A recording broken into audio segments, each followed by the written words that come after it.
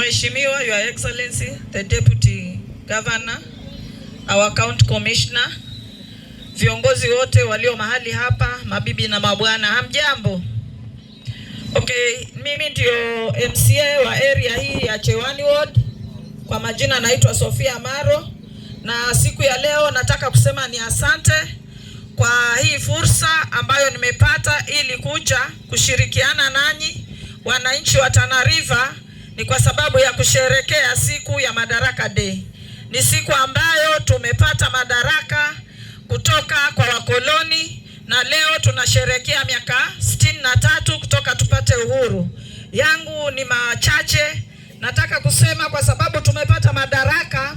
Ni ombi langu Bwana Deputy Governor, in absentia of our governor through and the county commissioner, ya kwamba tuweze kuboresha kazi hapa katika Tana River County. Sekta zote kama ya elimu, ya health, Bwana Governor, Deputy Governor, tunaomba muweze kuinua hadhi za hizo sectors na sectors nyingine zengine, na haswa kama mama na kama kiongozi wa hapa Chewani Ward, Bwana Deputy Governor na wa County Commissioner, kama mama roho yangu inalia. Tumepewa madaraka na kuna jambo moja ambalo ninaomba mlishughulikie. Ya kwanza ni health.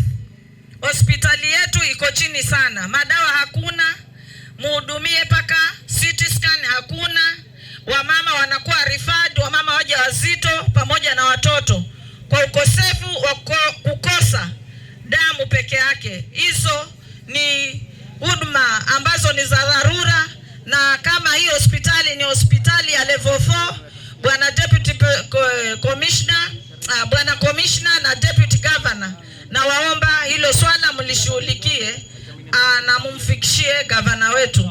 Ya pili, katika ziara yangu nikifanya campaigns ama kuhudumia Chewani Ward, Bwana Deputy Governor na Bwana Commissioner, at this century bado watoto wetu kuna sehemu fulani Kiarukungu, Matanya, bado wanasomea chini ya miti, na ni shule za kichekechea ambazo hawana.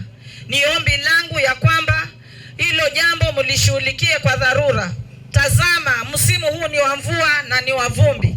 You can imagine watoto kama hao wachekechea wanasafa. Kama kesho kukinyesha katika hii hali, wataenda wapi kesho? Ni kumaanisha hawatasoma. Kwa hiyo mimi ombi langu kama MCA wa eneo hili, hao watoto watengenezewe classrooms. Kuna pale Ravai na Kiarukungu.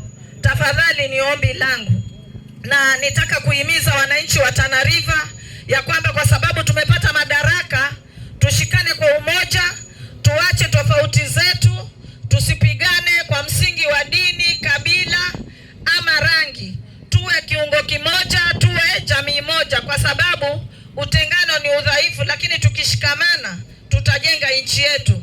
Ninasema hivi kwa sababu tunakaribia elections 2027, na ninaomba tuwe na umoja na Mungu akatulinde ili tuweze kuchagua viongozi walio bora ili waweze kutumikia Tana River hii yetu.